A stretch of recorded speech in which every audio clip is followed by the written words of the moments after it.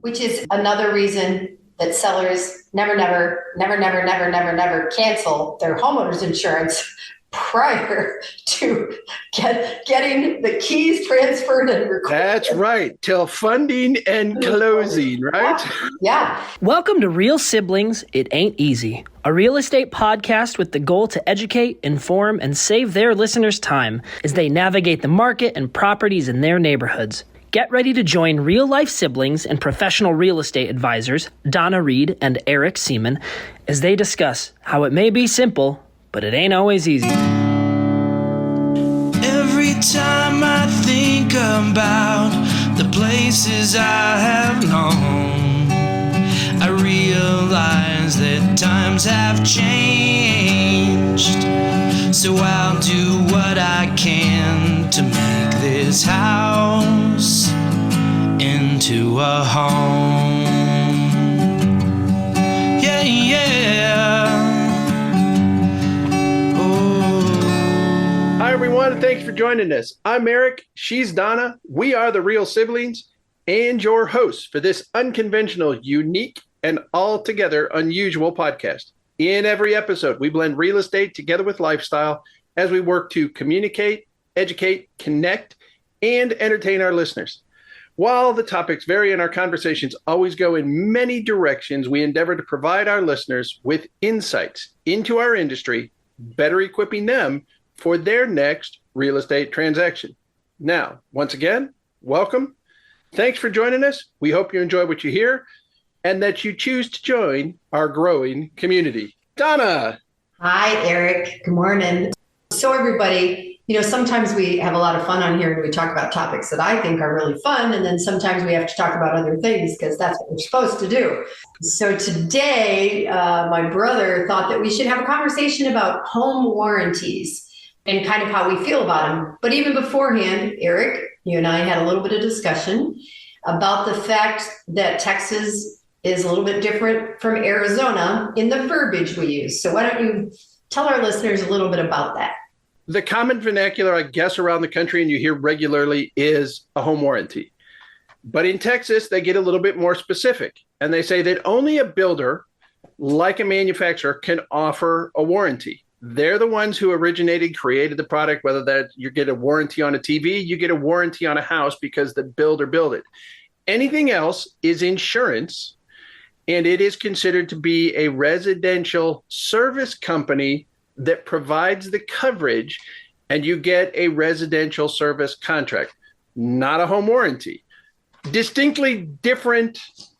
And different than home insurance that you have to have when you buy the property. If you have a lender, that's not the same either. It's no wonder people get confused. Right. Right. So we talked a little bit, not just about the difference in verbiage, but whether we use home warranties, whether sellers use them, whether buyers use them, and kind of what are the defining factors in those decisions. What's your experience with, do your listings, do you encourage people to have home warranties when they're listing, or how do you go about things? So I guess we need to clarify that. When you are getting ready to list a house, if the owner doesn't currently have a policy that's in effect, right? Many of the companies who will provide coverage on the home after the transaction or after the closing also provide what's known as seller coverage. It's limited in scope, but it's additional protection during that time when the doors are open, people are walking in and out, things can fail. I mean, right. There's a reason everybody jokes about Murphy's Law, right? Right. Inevitably, I haven't had any kind of problem with now the air conditioner, the water heater, whatever the case may be. If you have a company that provides a very low cost coverage for the seller, then it may make sense to do it because things happen. There are some that don't even charge during the listing process. If they know you're going to offer one to the buyer when the buyer closes. So we've gone from even if somebody thinks they need it, this goes like to the whole risk-taking thing and rolling the dice, right? So if my hot water heater, which I don't really know how old it is, I tried to have somebody look the other day and I swear it's like scratched out. That means it's probably original to the house going back to the 1979, Donna. Right. That's what I'm thinking. It looks better than that, Eric. But the truth is that it's not in the house. Now, I have a home warranty, and we can talk about that more later. But part of me thinks, should I replace it? Just to replace it. And if I was going to put it on the market, would I preemptively replace it? Or would I let the buyer roll the dice with that, piece of things, because it hasn't leaked yet. It's not in my house. It's in my laundry room, and that's going to go downhill the other way. So there's this huge question. And you and I talked just briefly about COVID. And when COVID started and buyers were just moving and weren't even seeing homes, and sellers weren't giving buyers anything. Right. The buyers were in a position going, bring me your best, and it better be good, because I'm not accepting anything less than more than what I'm asking for. And don't ask for anything. Right. So the other piece of this conversation becomes the portion that I can do it myself. You and I in the business, we work with contractors. And I was telling Eric earlier, everybody, that when I lived in Lindsey, I was there for 20 years after I was married. And between my dad and my husband, I had people that could do stuff. Not electricians, but Dad was a really good woodworker. Gil was a mechanical engineer. They both had some ability to fix things. I can paint a door. I can get on a 2-step ladder, but I'm not doing electric, and I'm not doing plumbing. I have bits and pieces and parts for things that came in kits that I don't even know what they go to. But you felt like you better save them in case you need them. Right. In that same place with all the technology stuff that's probably expired, the cords and cables that don't work. So for me, I have kept a home warranty, and I put one on the condo that I bought for an Airbnb. Also, ironically, 2 different companies, kind of to test and to see what was covered, but because I know that I don't feel comfortable doing many of those things. So for me, a home warranty has been logical. Do you have one? Do you guys have one on your place? I do not. And part of that is because we, in the 22 years we've been at our house now, pretty unique. Yeah. In that our air conditioner, when we had to replace it, I replaced with a geothermal air conditioning system, or what's known as a water furnace. And most residential service companies, home warranty companies, do not cover geothermal air conditioners. So that's issue number one. I have a well, I don't have a water system. Right. And how they cover a well is very, very, very different, because normally these policies cover what's in the house or ancillary specific to the house. Right. Our well is like a water supply from a city, and they're not going to touch it. If you have problems with your water coming in from the water main in the city, not going to be touched by your insurance company, not going to be touched by your residential service company. So geothermal air conditioner, not covered. Well system, not covered. Septic system, limited coverage. There are septic companies who will provide and say, hey, we'll cover the pump on an aerobics septic system, and that's an entirely different story. We said when we did our talking trash episode that we were going to talk crap. Well, we haven't gotten there yet. I've got a whole lot of that going on in my house right now. I've been out working on my septic again the last couple of weeks. But because of those limited coverages, it's like, okay, now what are they going to cover? They're going to cover I don't have a garbage disposal. That's another thing that's traditionally covered. Yeah. They're going to cover my water heater, maybe. And they're going to cover dishwasher. Yeah. Maybe. So there's some small things, but from my standpoint, it just isn't worth the amount of money. Yeah. Based on the major systems at my house that are not going to be covered anyhow, I'd rather set the money aside to pay for the trans. But that's me. Yeah. No. And so that's, listeners, I'm assuming at this point, you know that I'm in a town and I'm in a townhouse and stuff, if you've listened to any of our other episodes. So mine's the opposite, right? I'm connected to the neighbors. I have city water, city sewer, all of those things. However, what I have found, and just so you all know, I have had an air conditioner replaced at both locations. And I just saw one of our home warranty reps in the office yesterday or the day before, and it's heating up. We're at 105 degrees. So that's when they start getting busy, because air conditioners work in the winter because you're not using them, right? So you turn them on and things happen. And for me, I had somebody say to me, well, you could have bought the new air conditioner. They're right, because I've lived here 10 years and I've paid now between $550 and $700 a year for the home warranty. And for those of you who have never had one or used one, there is typically a service call of $65, $75. And then that has to be someone who is suggested or working with the home warranty company. You just can't randomly call your best friend and have them come over and give you a price. When my air conditioner where I live right now was done, I know that they had bought them in bulk, right? They have a bunch of them. They don't just go buy one for Donna. And so the price that they paid is less than what I would pay to go buy one and get it installed. So did I through the years between $500 and $700 a year buy a new air conditioner myself? Yep. But did I have to do it at a moment's notice and come up with the money in the peak of the season when they're not easily available? And in the meantime, you have had coverage for other systems that are covered in your area and because of where you live. Yeah. So that's the thing for me. I have to remember that stuff. Like, I'm the kind of a person that's inclined, like, if the dishwasher doesn't work, I just call the appliance guy. Like, oh, wait. I need to find out if the dishwasher would be covered, under the home warranty. So for me, it's made sense to have them. And that is maybe just a little bit of, what's the words? Just knowing inside myself that it's there, as compared to freaking out if something that I consider major goes wrong. Right. Now, I want to go back to one of the things you were saying when you started that, in that you saw one of your home warranty representatives. Yeah. Yep. At your office. Yep. And part of our discussion before this is, in Texas, this is a really, really, really big deal.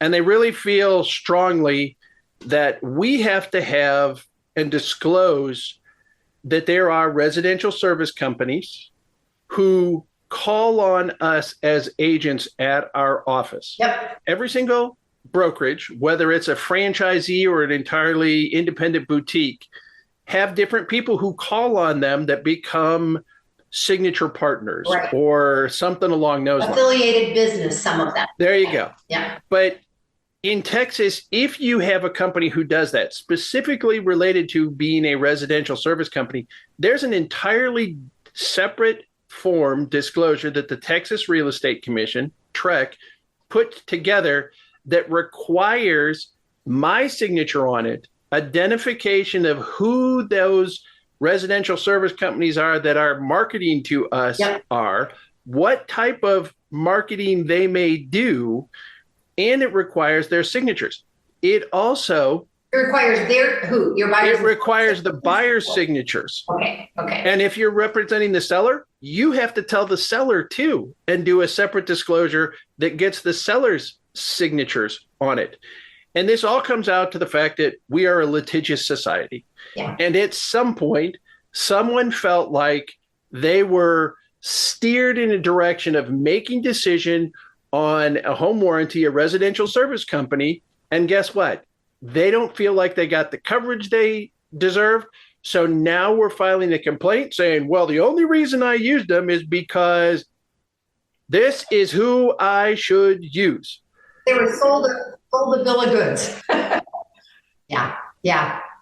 It's a fascinating topic to think about. And then going to the whole, when something happens, people are like, do I call my home insurance company? Do I call State Farm or Allstate or whoever I might be with?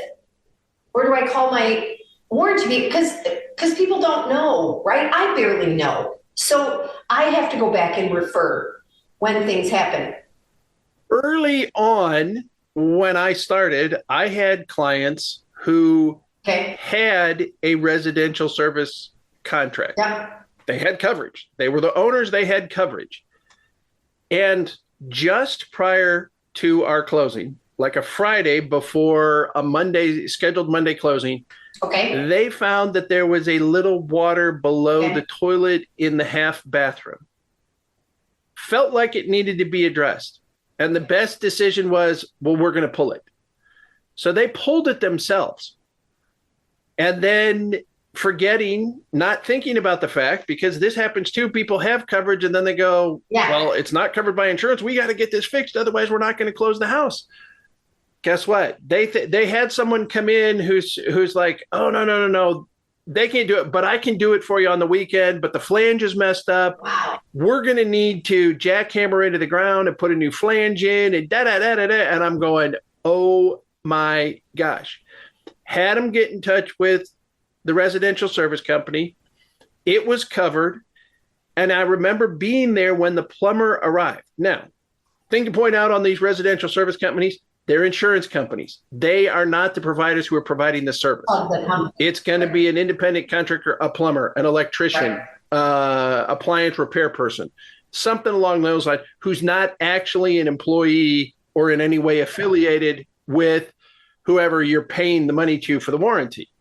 So the plumber comes in the door and he said, if this had been, and he listed 5 different companies, he said, I wouldn't be able to touch it because the owners pulled the toilet at this point.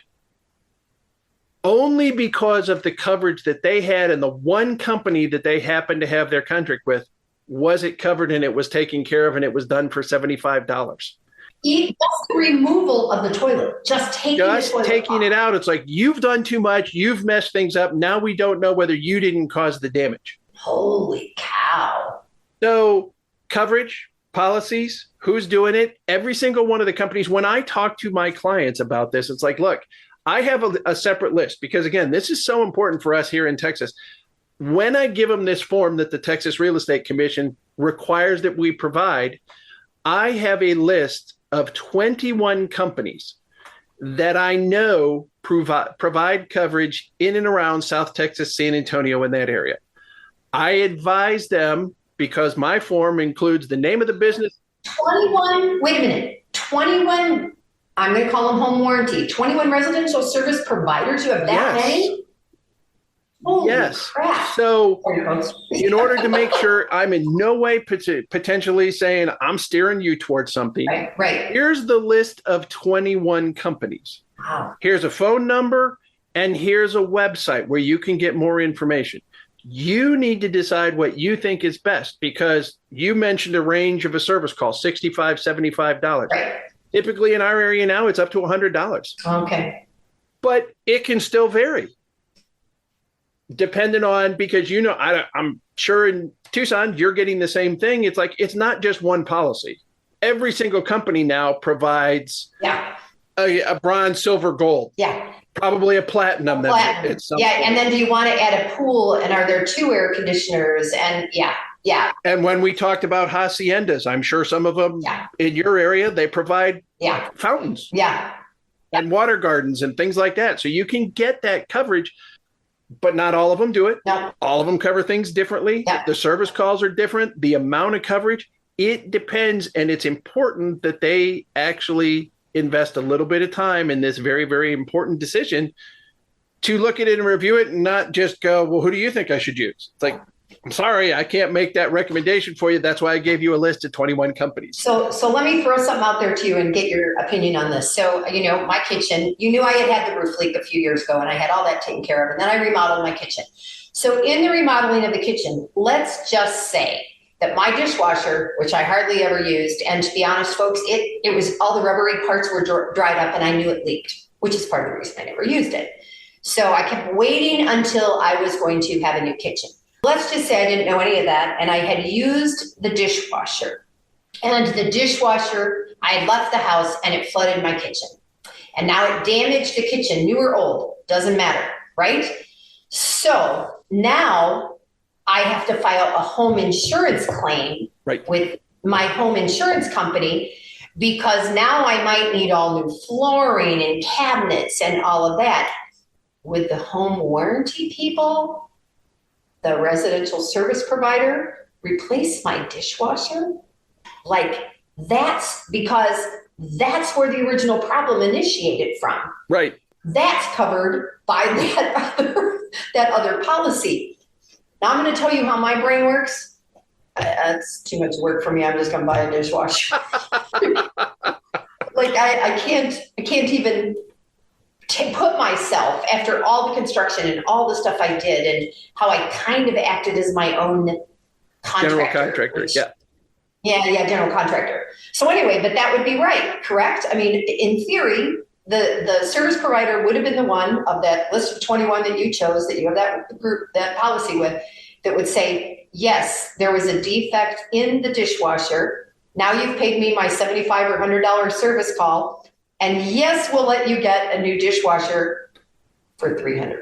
Yes, and that's one of the things that with the homeowner's insurance, because our house, because of our caustic water, has flooded, insurance will pay for the cleanup and the repair of the home.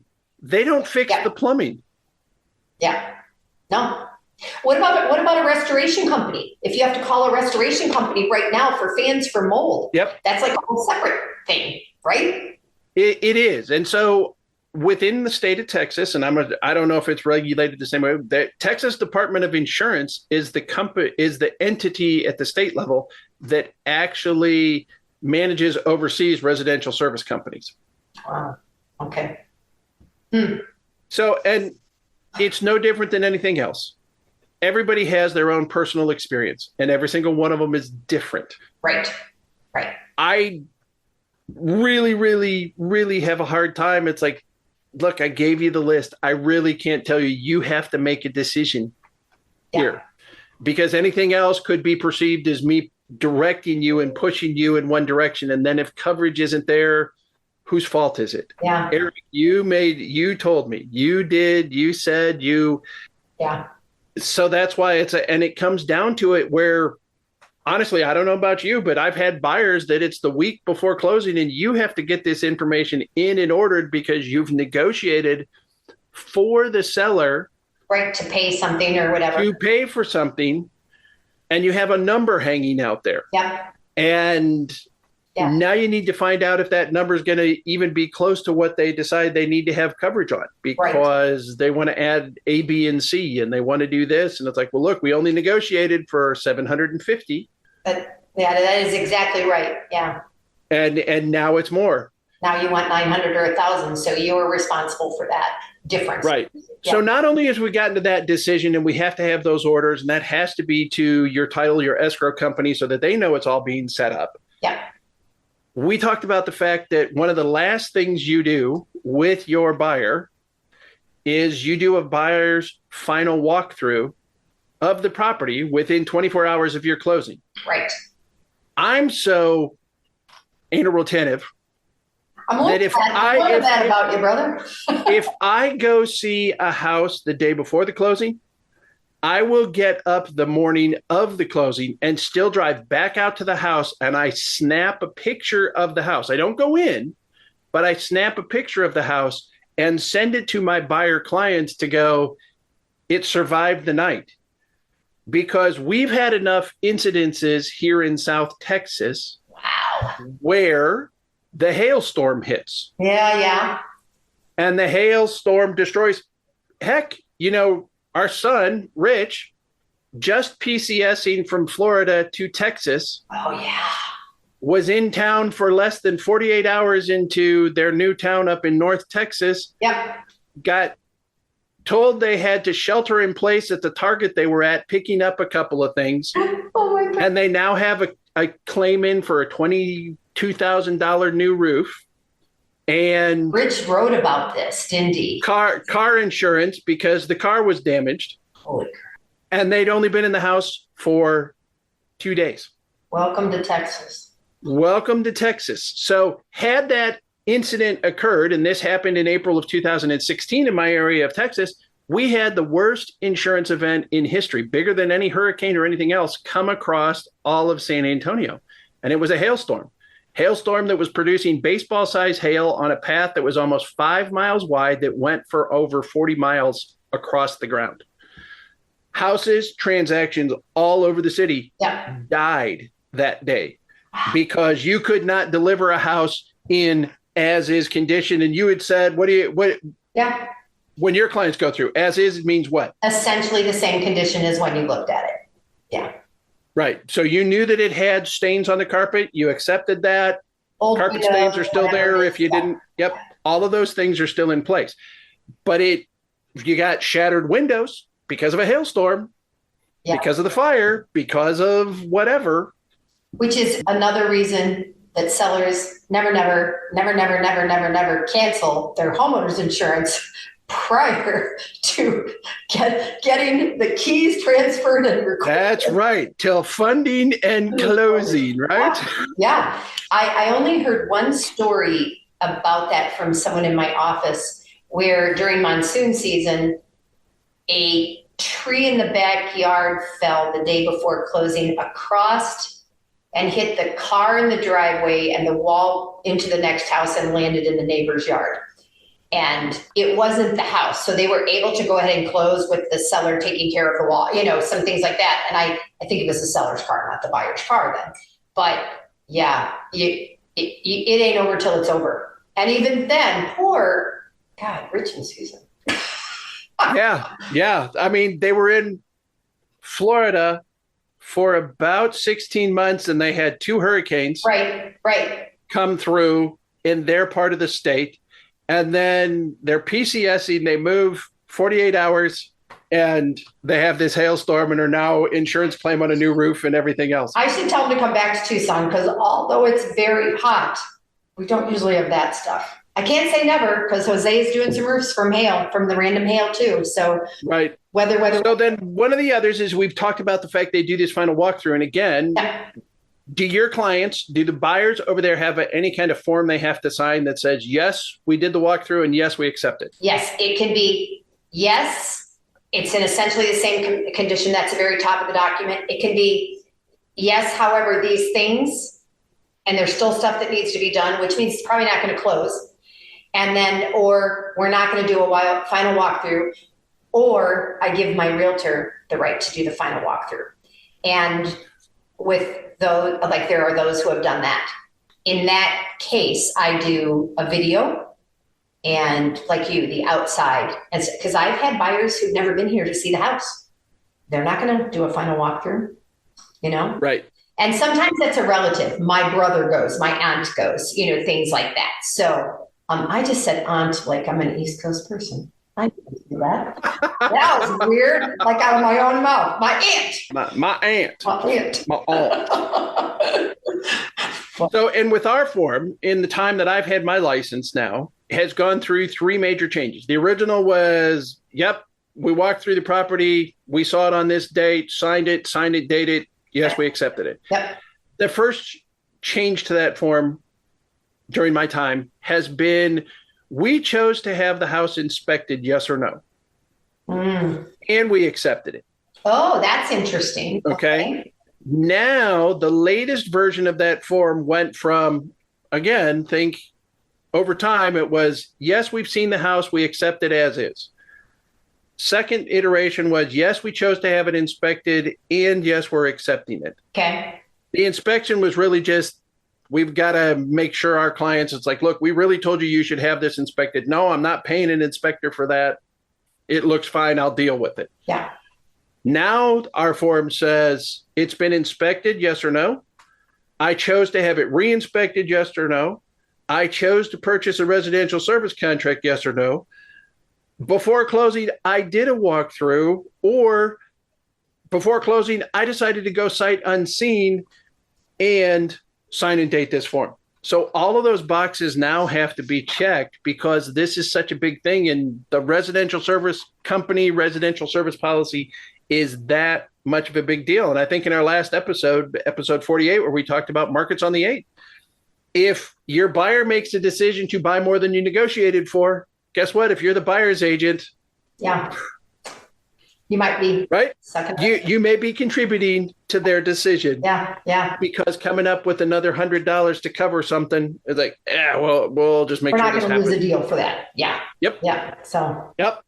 So that's it. Why don't you bring this one to a conclusion for us? Wait, I might have to put my glasses back on, but I'm not going to read this because it's a really long document, you guys. So, as we close, we do want to thank you for joining and listening. And hopefully this was helpful to you. I would love to hear your comments. On YouTube, you can comment below. On the podcast, just let us know, or on Facebook or wherever we're your friends. Let us know your experiences with home warranties, residential insurance companies, however they go. So, we talk a lot about growing up in Lindsey, Ohio, and the homes that we lived in there and the houses, and now about how we work Eric in South Texas and San Antonio area, and myself in Tucson. We are both with Keller Williams. And we have not only the ability to refer business to each other, but we are part of a national and international community where if you are relocating, Eric, you mentioned your son PCSing. If you're moving because the military is saying go somewhere else, we can probably help you find a realtor in that area. And we would be happy to do that. I think that that's my summation of what I'm supposed to say, Eric. So until next time, it may be simple. It ain't always easy. I'm Donna. And I'm Eric. And we are Real Siblings. Every time I think about the places I have known, I realize that times have changed. So I'll do what I can to make this house into a home. Yeah, yeah. Oh. Hi, I'm Annabelle, and I want to thank you for investing your valuable time in listening to Real Sibling. It Ain't Easy. I hope you found this episode informative and enjoyable. There are several ways you can support this podcast with my Grandpa Eric and Aunt Grandma. Please take the time to like, follow, and subscribe. Additionally, leave them a 5-star rating along with a review on your preferred podcast platform. The final thing I would ask is that you recommend this podcast to a friend, a family member, or an associate. Your engagement is critical to their ongoing success, and they look forward to connecting. Check out the show notes Grandpa put together with their contact information, including emails, phone numbers, and website. And remember, the Real Siblings look forward to hearing from you.